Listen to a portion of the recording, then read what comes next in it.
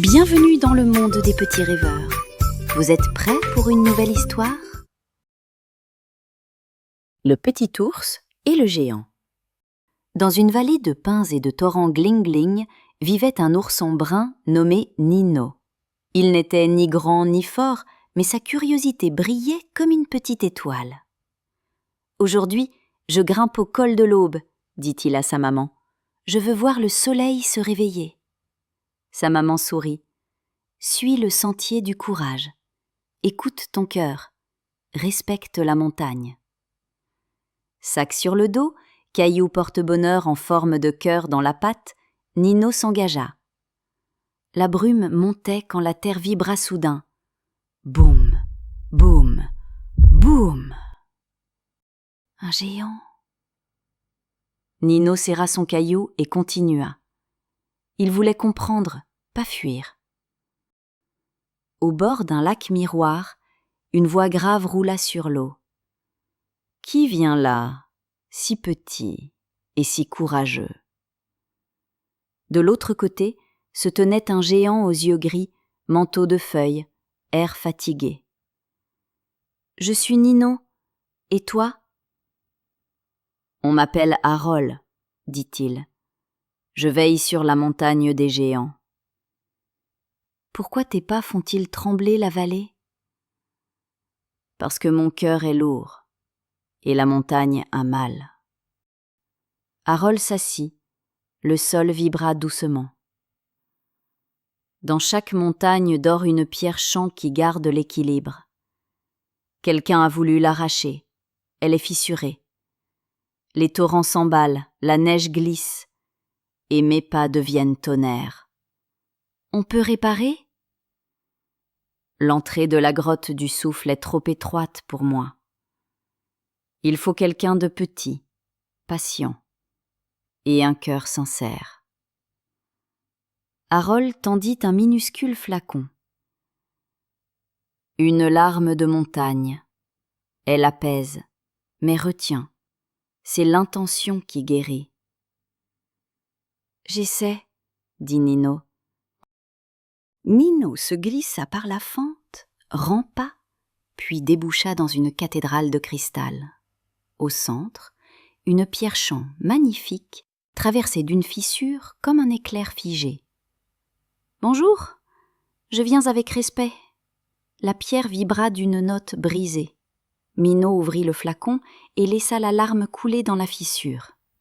Il posa ensuite son caillou en cœur. « Je te prête mon porte-bonheur. » Et je chante. Il fredonna un air simple. Les parois répondirent « La, la, la ». La note devint plus juste. La montagne respira. Dehors, Harold souriait, étonné. Je l'ai senti, une vieille chanson. J'ai chanté et offert mon caillou. Écoute, un pouls régulier montait du sol. Harold tendit des clochettes de pierre. Marche vers le lac. À chaque pas fait sonner. L'écho tissera un pont entre la grotte et l'eau. Ting, ting, ting. À la dernière note, le lac cueillit le son. Des cercles de lumière respirèrent sur l'eau. Le pont est là, tu as réussi. Le soir dorait les cimes quand une ombre glissa sur le flanc du pic. Quelque chose ne va pas. Celui qui a fissuré la pierre revient, dit Harold. Rusé, pressé. Un craquement retentit vers la faille des aigles. Il faut l'arrêter. Je ne passe pas dans les failles.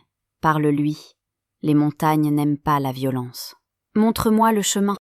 Dans la faille, un homme grimpait, pitons et cordes. Hé, attention, lança Nino. L'homme ricana en voyant l'ourson. Cette montagne sera à moi. On n'appartient pas à la montagne, on vit avec elle, dit Nino. Clang! Le piton heurta la roche. Le sol gronda sous la main d'Harold. Je veux la pierre-champ, siffla l'homme. Elle est blessée. La vallée souffre.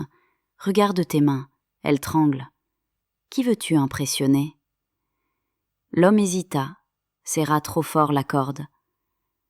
Tout le monde. Je veux qu'on se souvienne de moi. Alors écoute le chant que tu as presque brisé. Descends. Aide-nous à réparer. Harold posa sa paume sur la falaise. Une note berça la pierre. Le vent tourna. L'homme ferma les yeux. Là, là, là. Un souvenir doux. Sa respiration se calma. J'ai eu tort. Il retira ses pitons, descendit prudemment. Je ne voulais pas blesser. Je voulais exister. On existe mieux en prenant soin, dit Ninon. Je m'appelle Rémi, dit l'homme. Je peux aider? Oui, répondit Harold. Tes mains savent tresser. Faisons des liens doux pour soutenir la grotte pendant que la pierre cicatrise. Ils œuvrèrent ensemble. Nino guidait, Rémi tressait des cordes de lichen. Harold ajustait la résonance. Nino fredonnait, la grotte répondait.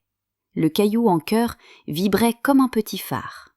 Au soleil couchant, la fissure s'apaisa. Le chant de la montagne prit une teinte dorée. Les torrents jouaient sans s'emballer. Les pins chuchotaient. « Merci, dit Harold. Ton cœur est immense, petit ours. Nous étions 3.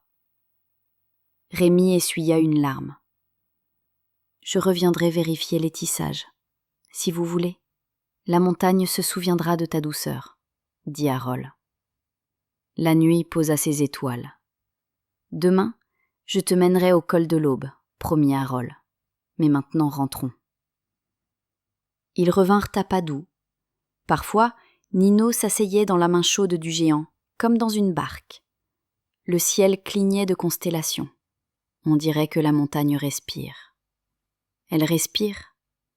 Grâce à toi, à ton chant, à ton caillou, et à l'aveu de Rémi. À la lisière, la maison fumait. La maman de Nino attendait sur le seuil. « Nino !» Il se blottit contre elle. « La montagne va mieux, maman. Et j'ai un ami géant. » La maman leva les yeux vers Harold qui saluait dans l'ombre des pins. « Alors la vallée dormira mieux. Entre, mon ourson. C'est l'heure des rêves. » Nino jeta un dernier regard à la crête.